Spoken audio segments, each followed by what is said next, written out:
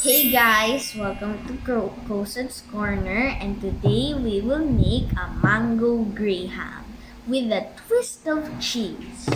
And today we are gonna use a blender, graham crackers, this again, Nestle all-purpose cream, this Alaska Classic sweetened condensada milk, then mango, of course, mango, and unflavored gulaman powder, and cheese. Okay, first thing to do is cream, open up. Then, after we open the Nestle cream, we shall cut the mangoes.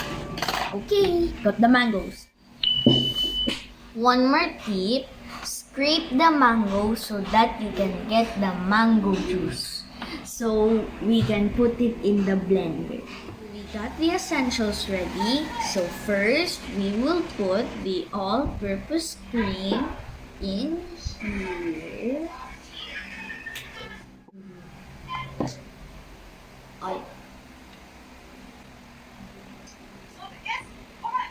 The more Nestle cream, the more yummier and creamy.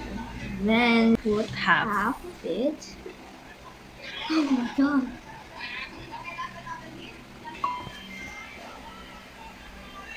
Yeah. Blend it. Oh.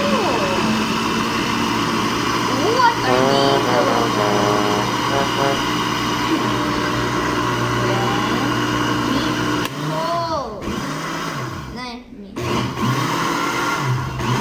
Spoon. We mix it. It tastes. We put the juice in. Okay na, blend mo na.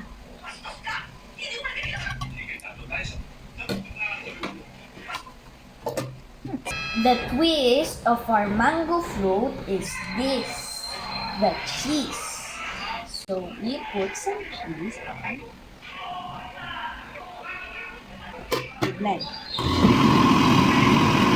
So we need to put more cheese because it's not balanced yet. I am enjoying. Blend it until it's thick like this.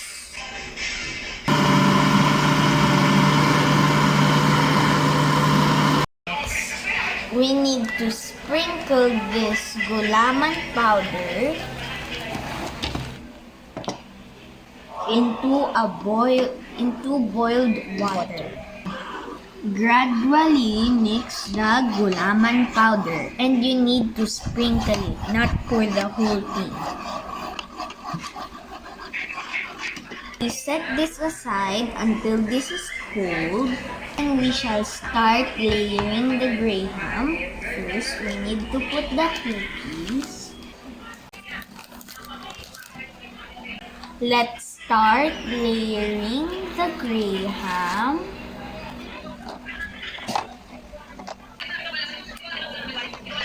Then we will pour this in. My cookie.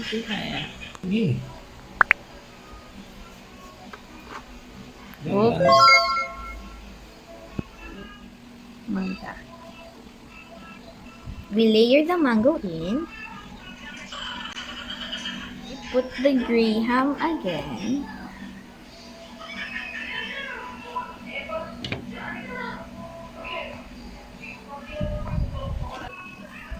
There we go. Wait lang po. Okay. This is the fourth layer. The fifth layer. Then we pour the mixture. Wait. Akalan. Okay. We pour the mixture in the gulaman powder mixture. Then we spread it nicely. Voila! We are done! We just need to put the cover in. Then we put it in the freezer for about 2 hours.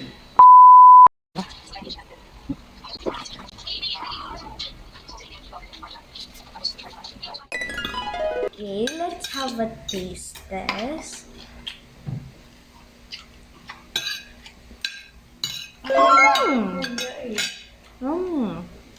Yeah. Sarap.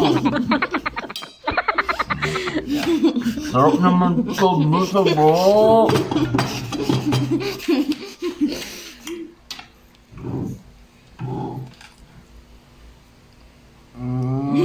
Sarap naman. He is still eating. Malapit na pong maubos, guys. Guys, you should really try this. It's so yummy and so yummy, and don't forget to like and subscribe, guys, and see you in the next video. Bye.